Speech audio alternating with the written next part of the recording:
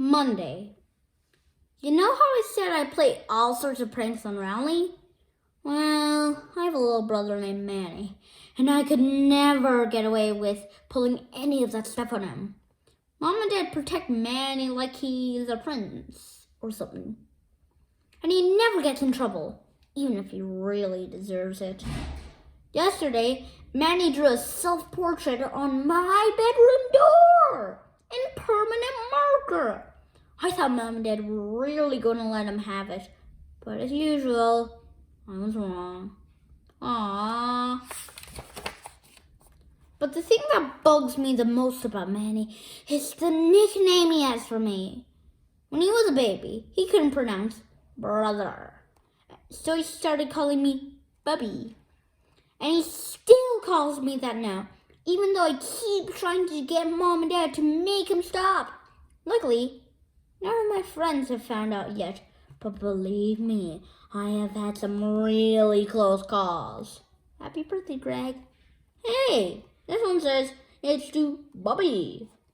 Must be a mistake. Toss.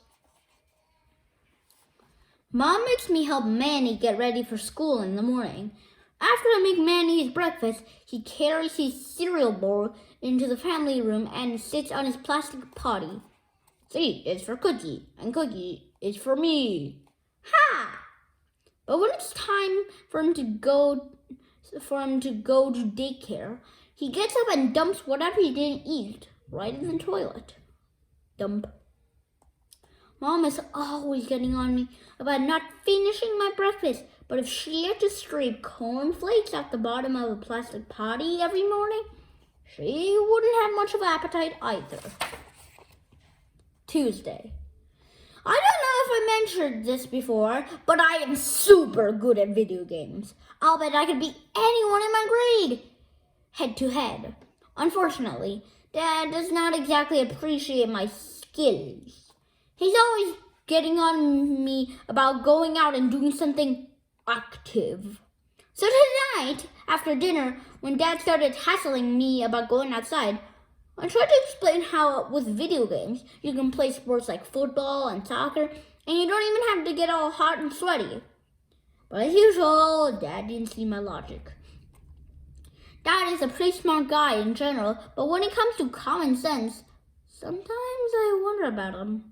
Slam!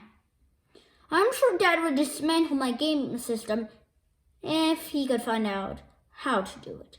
But luckily, the people who make these things make them parent-proof. Dagnab these fancy gadgets. Every time Dad kicks me out of the house to do something sporty, I just go up to Rowley's and play my video games there. Unfortunately, the only games I can play at Rowley's are car racing games and stuff like that. Because whenever I bring a game up to Rowley's house, his dad looks it up on some parent's website. And if my game has any kind of fighting or violence in it, he won't let us play. I'm getting a little sick of playing Formula 1 racing with Rowley because he's not that serious gamer like me. All you have to do to beat him, Rowley, is name your car something ridiculous at the beginning of the game. And then when you pass Rowley's car, he just falls to pieces. Bad fart ahead. Anyway, after I got done mopping the floor with Rowley today, I headed home. I ran through the neighbor's sprinkler a couple of times to make it look like I was all sweaty. And that seemed to do the trick for Dad. Whew. But my trick kind of backfired because as soon as Mom saw me, she made me go upstairs and take a shower. Wednesday. I guess Dad must have been pretty happy with himself for making me go outside yesterday because he did it again today. It's getting really annoying to have to go up to Rowley's every time I want to play a video game. There's this weird kid named Fregley who lives halfway between my house and Rowley's, and Fregley is always hanging out in his front yard, so it's pretty hard to avoid him. Wanna see my secret freckle? No thanks. Fergie is in my phys ed class at school, and he has this whole made-up language. Like when he needs to go to the bathroom, he says, juice, juice. Us kids have pretty much figured Fergie out by now, but I don't think the teachers have really caught on yet. Okay, kid, gee whiz. High C. Today, I probably would have gone up to Rowley's on my own anyway, because my brother, Roderick, and his band were practicing down in the basement. Roderick's band is really awful, and I can't stand being home when they're having rehearsals. His band is called Loaded Diaper. Only it's spelled Loaded Dipper on Roderick's band. You might think he spelled it that way to make it look cooler, but I bet you if you told Roderick how Loaded Diaper is really spelled, it would be news to him. Dad was against the idea of Roderick starting a band, but Mom was all for it. She's the one who brought Roderick his first drum set. I think Mom has the idea that we're all going to learn to play instruments and then become one of those family bands like you see on TV. Da-da, da-da, da-da, da-da.